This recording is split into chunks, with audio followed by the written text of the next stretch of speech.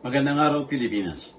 Umabot sa 249 na serbisyong konsular ang matagumpay na naipagkaloob ng Philippine Consulate General sa New York sa ginanap na 2 araw na consular outreach mission sa Bristol, Connecticut noong Agosto 15 hanggang 16 ng taong kasalukuyan.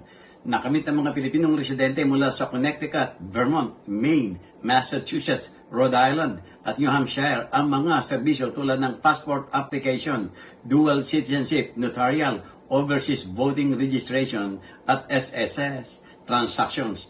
Pinasalamatan ng konsulado ang Philippine Association of Connecticut Incorporated sa naging kabalikat ito sa aktibidad. Ang proyektong ito ay bahagi ng patuloy na layunin ng konsulado na ilapit ang serbisyo publiko at patatagin ang ugnayan sa mga komunidad ng Pilipino sa New England. Para sa journalnews.com.ph, Cesar Jojo Magsumbol, People's Tonight.